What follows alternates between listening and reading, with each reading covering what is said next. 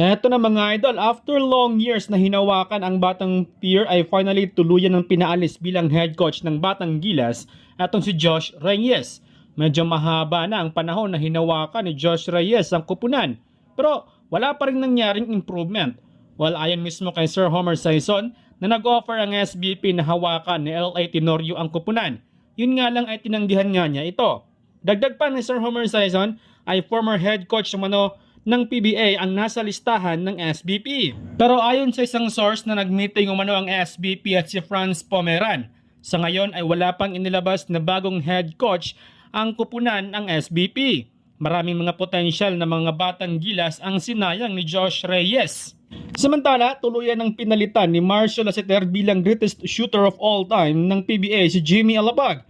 Nalampasan ni Laceter ang record ni Alapag na may 1,250 3-point shot sa laban nila kahapon kontra Ginebra. 37 years old pa lamang si Laceter at pwede pa niyang malayo ang gap nila ni Alapag. Well, speaking of Ginebra mga idol, tambak madala ang inabot ng Ginebra sa kamay ng SMB sa laban nila kahapon.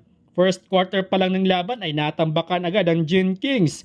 Halos 50 plus points ang itinambak ng SMB dito sa Ginebra. Nakabawi ang SMB sa Ginebra matapos nga silang matalo sa kanilang hunang pag-arap. Samantala, nakapasa nga sa height limit ng PBA ang former NBA player na si Jalen Jones. Ibinida ng Converge si Jones bilang pamalit kay Scottie Hobson na may iniindangang injury. Napilitan nga si Hobson na maglaro kontra Terra Firma kahit may injury nga ito dahil napaka-importante ng laban. At yun nga, sa kabila ng sakripisyo ni Hobson ay nagbunga naman ito matapos niyang talunin ang Terra Firma sa kanyang 4-point buzzer beater. Wala pang update ang Converge kung kailan makapaglaro si Jones. Sa kabila naman, naghahanap na ngayon ng bagong import ang Northport Batang Pier matapos ma-injury si Venky Juiz.